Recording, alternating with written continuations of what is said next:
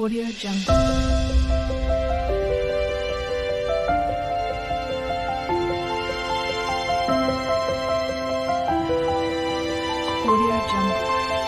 Hi అండి, ఎంతో ఈజీగా తయారు చేసుకునే షేజ్వాన్ సాస్తో రైస్ అయితే చూపిస్తున్నాను. పిల్లల స్కూల్ బాక్సులకి, పెద్దవాళ్ళకి, ఆఫీసులకి ఇది చాలా తొందరగా చేసుకోవచ్చు. ఎలా చేశానో చూడండి. ఈ షేజ్వాన్ సాస్ అనేది ఎర్రమిరపకాయలు, వెల్లుల్లి, అల్లము, షేజ్వాన్ పెప్పర్స్ మరియు సోయా సాస్తో తయారు చేస్తారు. ఈ ప్రత్యేకమైన సువాసన, రుచికరమైన, వేడి మరియు కారంగా ఉండే సాస్ ఇది. ఇండో చైనీస్ రెస్టారెంట్స్లో అత్యధికంగా ఆర్డర్ చేయబడుతుందండి ఈ రైస్. సాధారణంగా ఫ్రైడ్ రైస్ కాకుండా ఈ షేజ్వాన్ ఫ్రైడ్ రైస్ అల్లము, వెల్లుల్లి, soya sauce, red chilli paste దీంతో చాలా చాలా బాగుంటుంది. అందుకే పిల్లలు, పెద్దలు ఇష్టపడతారు. దీనికి నేను వెజిటబుల్స్ అన్నీ తీసుకున్నాను, సన్నగా కట్ చేసినవి. ఆయిల్ ఒక 2 స్పూన్లు నేతిలో చక్కగా వేయించాను.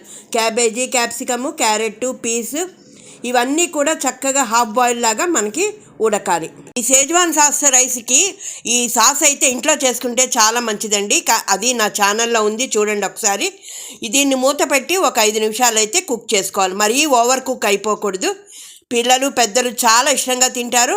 మార్నింగ్ బ్రేక్ఫాస్ట్కి కానీ, లంచ్ బాక్సులకు కానీ తొందరగా మనం చేసి పెట్టచ్చు. ఇప్పుడు నా దగ్గర షేజ్వాన్ సాస్ ప్యాకెట్ ఉంది.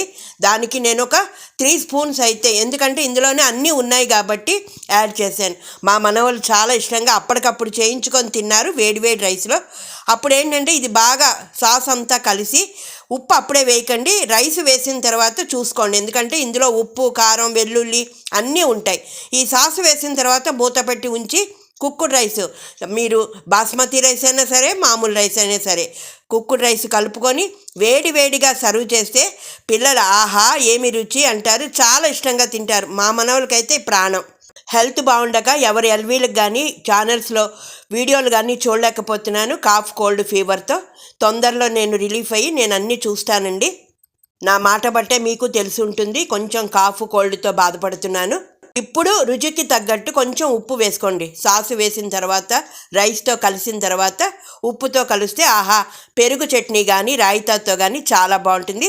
మరొక కొత్త అంశంతో మళ్ళీ మీ ముందుకి రావడానికైతే ప్రయత్నం చేస్తాను. నేను చేసిన ఈ షేజ్వాన్ రైస్ ఎలా ఉందో ఒక్కసారి కామెంట్ రూపంలో నాకు తెలియచేయండి. మీ లైక్ నాకు చాలా ఇంపార్టెంట్. లైక్ ఇచ్చి నన్ను ఆదరించండి. వేడివేడిగా చాలా బాగుంటుందండి పిల్లలు, పెద్దలు తినడానికి. మరొక కొత్త రెసిపీతో మళ్ళీ మీ ముందుకు వస్తా. మీ పార్థ.